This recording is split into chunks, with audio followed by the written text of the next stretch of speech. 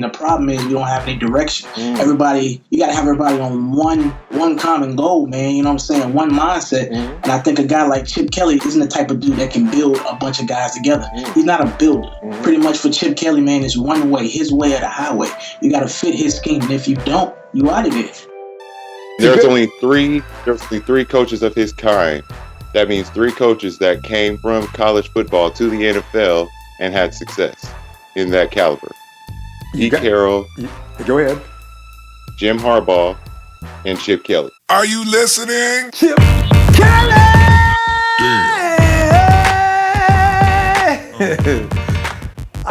I've made no bones about Chip Kelly. You knew weeks ago. We haven't talked since Chip Kelly was appointed our new head coach, but I find it very disturbing that Chip Kelly cannot build any positive relationships with certain players. Are you going to tell me that doesn't mean anything? A lot of players are just, they're not saying anything, what I would think, but fans are brushing this to the side like it's no big deal. See, what I don't want is for that atmosphere to creep out of Philadelphia and into San Francisco. See, because our team is not ready for that. They had champions and veterans and all that type of thing in Philly. Maybe they can absorb that a little bit. Well, they didn't do very well. So this is what I'm concerned about, which is why my feelings on Chip Kelly have not changed. Yeah, he's our coach. There's nothing I can do about it, so I gotta accept it. Fine. All I can hope for is that Chip, he's been in the league now, what? This is going on his 4th year? By now, please, tell me he's learned some things, he'll make some adjustments, and when he starts to coach the San Francisco 49ers, he'll be a lot better. Responsibility's been taken away from him. Trent will be the GM, so he won't be hiring and firing people. So maybe, just maybe, and I'll tell you what I'm gonna do.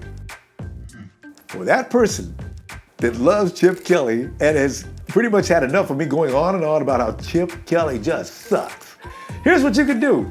Remember on this day, as I say, if I'm wrong, and here's the other condition, if we win 11 games this year, I'm gonna issue a public apology. Huge public apology on every medium. Facebook, Twitter, Instagram. Everybody's gonna hear it. Ronbo has now apologized for what he said about Chip Kelly way back in January, as we have just won our 11th game and we're on our way to the playoffs. Make it as evil as you want.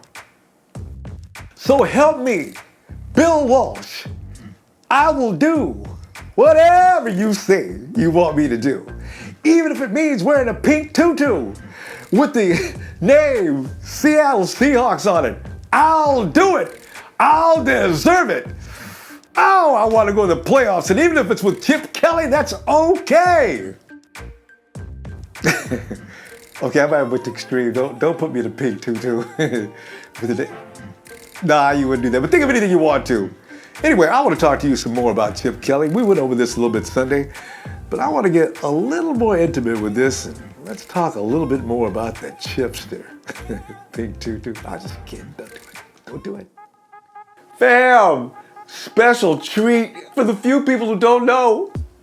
Introducing 49 cents, no relation to 50, but the dude is like pure entertainment. I'm gonna tell you, this is the thing about 49 cents. I was just telling him, we had a bad season.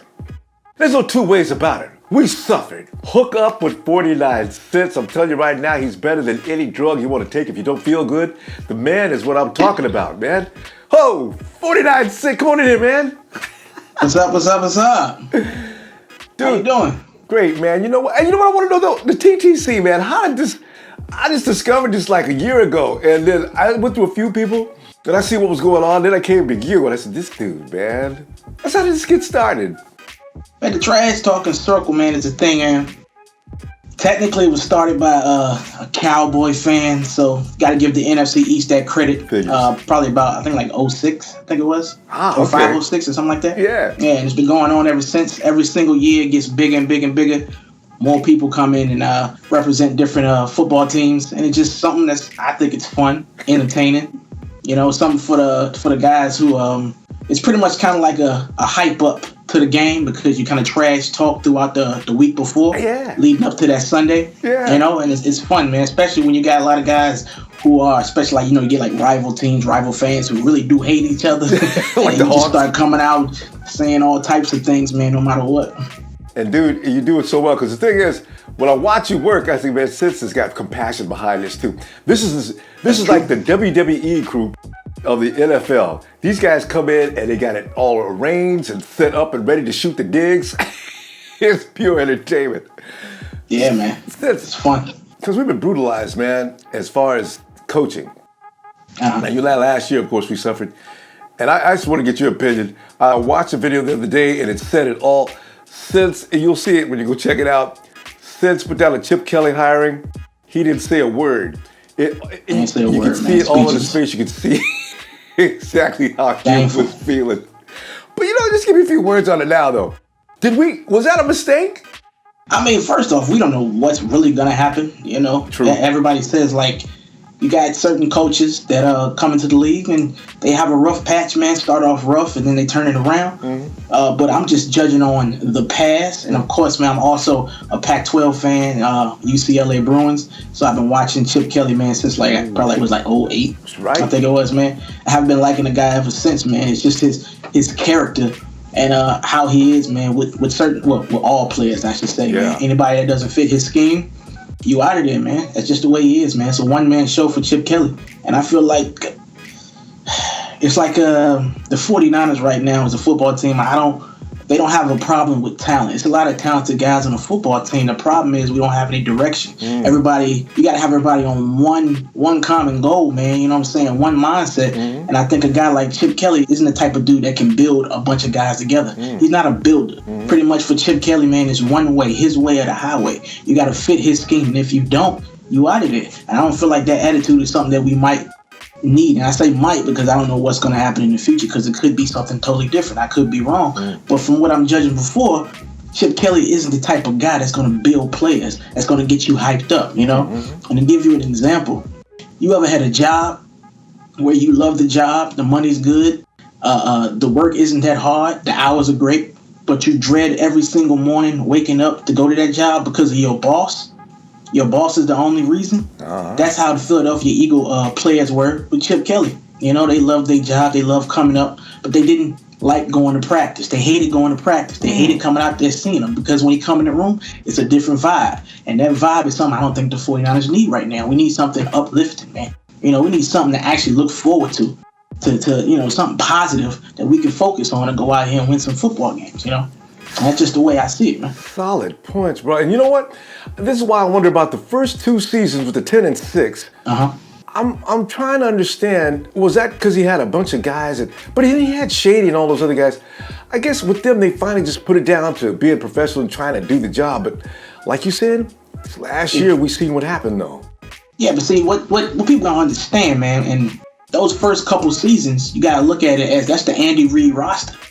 Those guys already, like I said before, you got a football team that already have a common goal. Those guys already were conditioned to play together and understand what they had to do. Chip Kelly came in, and of course the first season, man, he didn't have to really do anything because those guys understood what they wanted to do. It was later on when Chip Kelly decided that the Eagles gave him that power to where he can, get certain players and decide, big decisions, man, out there on the football field when stuff started to, shake up and go downhill. I think Chip Kelly, man, is a guy, like I said, he's a very stubborn guy. And he's just somebody who I just feel like he's just not that dude that you want to be like, I want to play for, I want to win for. You understand? It's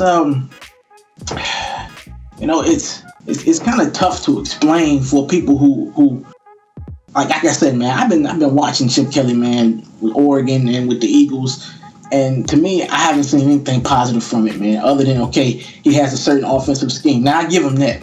He has a certain scheme that he likes to play. It's his idea. But the problem is, if you ask questions, or if you somebody who's established, like LaShawn McCoy, who understands that I do certain things that I feel is more comfortable for me, and when you step to him like that, he feels disrespect. And now, okay, that's the way you feel it. I'm going to kick you out. I'm going to put you to the side because it's my way or the highway. Yeah. And that's the way I feel Chip Kelly is, man. Man, that's to me, that's the sole reason why I felt like, come on, man. We 5-11 right now. That's who you want to bring in. It's ridiculous to me anyway. Yeah, no. Yeah, you make a good point. Now, see, this thing with him and Colin Kaepernick, You got any prediction on that? Is that going to gel? Is that going to actually come together as a force? It's two options with Colin Kaepernick. The first thing, if the 49ers are going to keep him, because if Jed York wants to save money, which is going to save, what, like $11 million if he gets rid of him? Yep. You know? Yeah, that's a lot. Depending on what they actually do, I still feel like that a guy like Chip Kelly, now I heard rumors also that he wants to bring some other quarterback into the 49er organization. Okay, I heard that. I heard that. That wasn't me. I heard that too, yeah. See, that's another thing about Chip Kelly too, man. The guy has probably had the worst eye for talent, man. And I'm hearing these rumors about him bringing in Sam Bradford. Now, if that's true, man, I'm just telling you, man. You thought it was bad before. It's about to get even worse. If Chip Kelly keep on doing what he's doing, man. If he doesn't humble himself and understand what you did in Philly, that was terrible. That was horrible.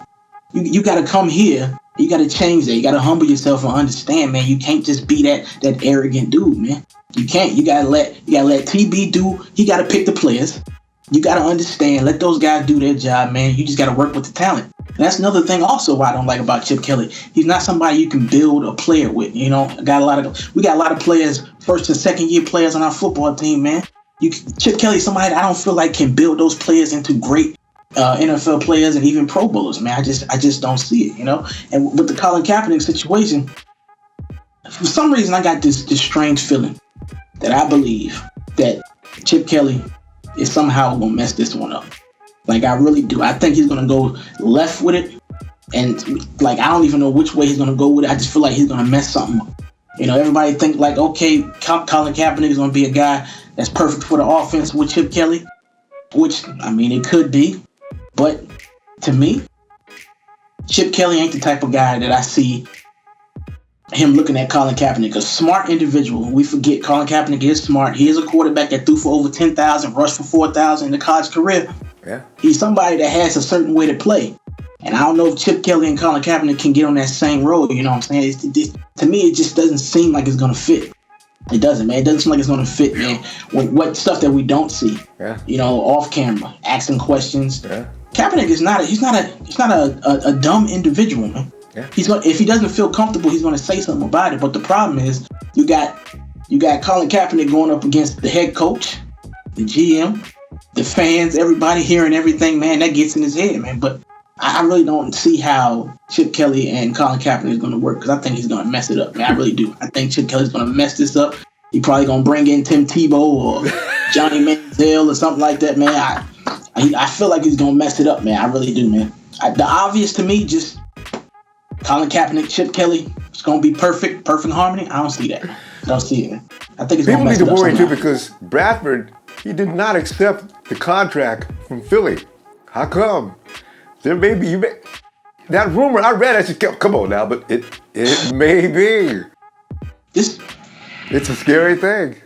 I know, man. It's Sam Bradford, man. Oh.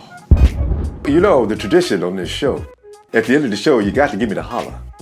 Gotta give you that holler? You gotta give me the holler. I'm gonna give you a good one. All right, ready. I'm gonna give you a good one, man. This is 49 Cents, a.k.a. Murder Was the Case. Seahawk fans were the victim. And I'm here with Ronbo. Niners! Yeah. Shout out to the Niner Empire. Fam, let me introduce you to Norm. If you don't know him already, he's already got his own channel. And I want you to subscribe to Norm and check him out as often as you can. The man has got a hilarious style too. I love it. Norm! I love repping my team, man. I love repping this team. And I have a good, just like Ronbo said, I got a hilarious way of doing it. So check me out. Norm, there's something else about you that's very interesting. The situation right now amongst fans, I'm not sure what the divide is, Norm. I don't know if we got a whole lot to the left or to the right about Chip Kelly. But I know you love you some Chip Kelly. Norm, I don't know, man. I'm still on the fence. I'm like that voter that people go for that hasn't made up his mind yet. Give me something solid, Norm. Help me to understand and believe that Chip Kelly is the Messiah of the San Francisco 49ers. What can it be, Norm? And give me some pros. Okay, so if I told you that some no-name guy, you didn't know this guy, but he had a 26-21 record, 2 10-win seasons, NFC East, a divisional championship, would you hire him? You say that again, Norm, because you know what? Yeah. It sounds good to my ears. I just want to hear that. Say that last part again. What? Yeah, if he had a divisional championship under his belt. Yeah. And how many? And how many wins? And that's hard to do. And how many wins? That's 2 10-win seasons, 26 wins. There's only three coaches of his kind. That means 3 coaches that came from college football to the NFL and had success in that caliber. Pete Carroll. Go ahead. Jim Harbaugh and Chip Kelly. You got me going. I can feel those grooves in a smile area. Tighten it up. Yeah. It's some good stuff. Another thing. Now, also, if I told you that this coach also was in Pac-12 with Jim Harbaugh and Pete Carroll being at Oregon, and these guys battled to the death every time. Now, mind you, these were 3 of the top schools at Pac-12. Now you have these coaches, Pete Carroll and Chip Kelly, now in the same division, playing each other twice a year. Yeah. Now, Pete Carroll has beaten Chip Kelly earlier in the NFL, but he only had Mark Sanchez. Chip Kelly only had Mark Sanchez with the Philadelphia Eagles. Now he has disposal of 2 mobile quarterbacks, which are at the same size and about the same speed, and one being able to really pick apart a defense with his arms and his legs. Okay, so far, I'm feeling better. I don't know how much more you can add to that. Winning coach in the Pac-12, he's already challenged some of the best teams in the division and league that we're going to have to deal with. And also, with what he has at his disposal, he should be able to make work. Is that to summarize what you're saying? Yeah, also what I'm saying is he's been looking for Kaepernick for the last 2 years. He's been dying for his type of offense to succeed in the NFL. He's only had to work with Michael Vick, Nick Foles, Mark Sanchez, Sam Bradford. The last 3 are more pocket passers. So they can read a defense, but they can't move around like he needs them to. You know what's interesting about that point, though, too, Norm? When you said Michael Vick was one of the best he had his best success with, didn't it? Michael Vick. And everybody knows Vick is all about running around. I like that. I like that. And Kaepernick and Blaine Gabbert have proven both that they can run around and be threats with their legs. All right. So if I'm sitting up as a judge, I'm thinking now. Okay, but now, in-game adjustments. Is Chip Kelly X and O's, guys? Or is he one of those guys that came in with a game plan at the beginning of the game, and that's where he stayed the whole game? Whether it failed or not, didn't make any difference. Well, we're going with this plan, we stick to it. Or can he make in-game adjustments? I worry about those kind of coaches. There's not a lot. Belichick is one.